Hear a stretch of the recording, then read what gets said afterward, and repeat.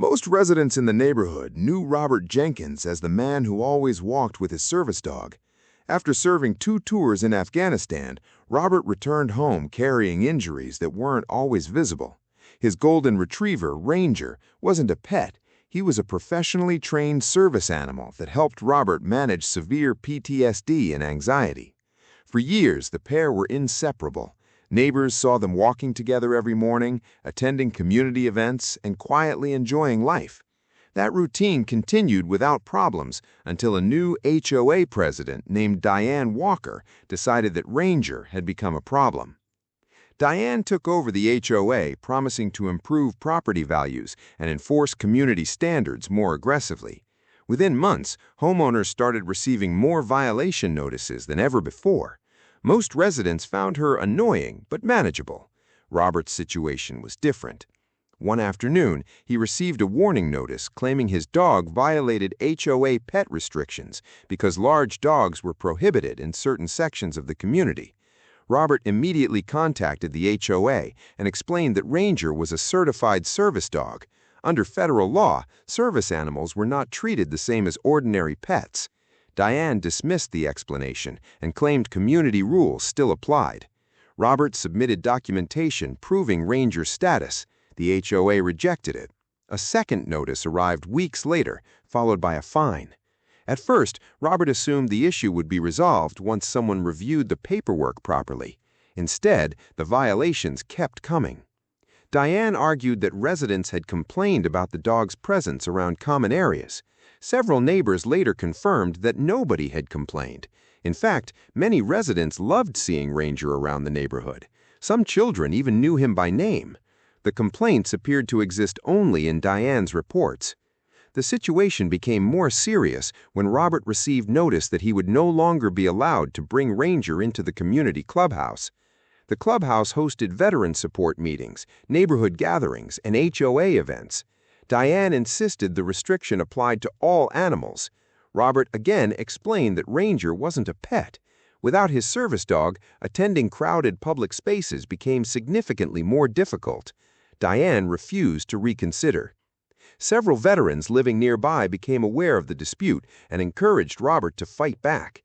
Despite their support, he was reluctant to create conflict. Like many veterans dealing with PTSD, he preferred avoiding confrontation whenever possible. Unfortunately, avoiding conflict didn't stop the HOA from escalating. One afternoon, Robert arrived home to find another violation notice taped to his garage. This one accused Ranger of creating a safety concern because the dog had been seen walking near the community playground. The allegation was absurd. Ranger was professionally trained and had never shown aggression toward anyone. Several parents who regularly visited the playground publicly defended him. Some even provided written statements confirming that Ranger had always behaved calmly around children. Instead of backing down, Diane doubled down.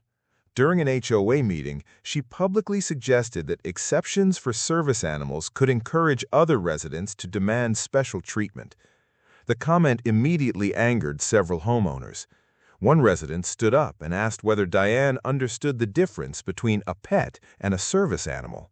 Another questioned why the HOA seemed obsessed with targeting a disabled veteran while ignoring more serious neighborhood issues. Diane dismissed the criticism and continued arguing that rules should apply equally to everyone. The meeting marked a turning point. Residents who previously ignored HOA politics suddenly began paying attention. They noticed that Robert wasn't the only person receiving unusual treatment. An elderly resident using a wheelchair had recently faced difficulties obtaining approval for a ramp. Another homeowner caring for an autistic child had experienced similar disputes regarding accommodations. People started wondering whether Diane had a broader pattern of targeting vulnerable residents. A few weeks later, everything changed. Robert received a letter threatening legal action unless he removed Ranger from the property or relocated to another community. Even residents who previously supported Diane were shocked. The letter effectively demanded that a disabled veteran choose between his home and the service animal he depended on every day. Robert's story reached social media after a neighbor posted photographs of the HOA notices. Within days, thousands of people shared the story. Veterans groups, disability advocates, and service dog organizations began contacting Robert. Local reporters soon picked up the story. What started as a neighborhood dispute suddenly became public. As media attention increased, former HOA board members started speaking out. One revealed that Diane had repeatedly ignored legal advice regarding disability accommodations. Another claimed that several board members privately disagreed with her decisions, but felt pressured to support her publicly. The growing controversy triggered an independent review of HOA enforcement records. The findings were devastating for Diane. Investigators discovered multiple instances where accommodation requests had been handled improperly. Several residents with medical needs appeared to have been subjected to stricter enforcement than other homeowners. In Robert's case, legal experts concluded that the HOA's actions potentially violated federal protections for individuals using service animals. The next HOA meeting drew the largest crowd in community history. Residents filled every seat and lined the walls. Robert attended with rangers sitting beside him. One after another, homeowners stepped forward to criticize the HOA's actions. Veterans described the importance of service animals. Parents spoke about teaching their children compassion and understanding. Elderly residents shared their own experiences dealing with unnecessary obstacles created by HOA leadership. Then, the results of the investigation were presented publicly. The evidence showed that Robert's violations should never have been issued. The proposed restrictions on Ranger lacked any legal basis. Several enforcement actions appeared to have been approved despite warnings from property managers and legal consultants. Diane attempted to defend herself, arguing that she was protecting community standards.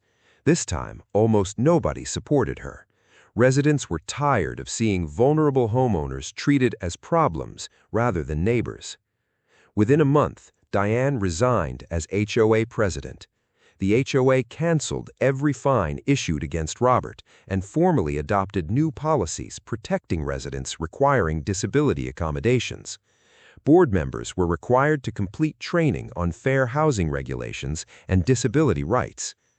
For Robert, however, the most meaningful moment came several months later during the neighborhood's annual summer festival. Families gathered throughout the park for food, games, and live music. Children ran across the grass while neighbors talked beneath rows of colorful tents. Robert attended with Ranger at his side, just as he always had before the dispute began. This time, nobody questioned whether they belonged there. As the afternoon continued, residents stopped to thank Robert for standing up not only for himself, but for others who might face similar treatment in the future.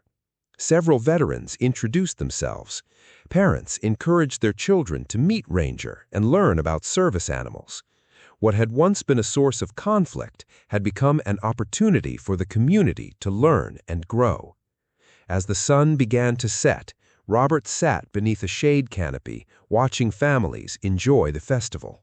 Ranger rested calmly beside him. For the first time in a long while, Robert felt completely comfortable in the neighborhood he had called home for years. The fight had never really been about a dog. It had been about respect, dignity, and the right to live without being treated as a burden. In the end, those values proved stronger than any HOA rule.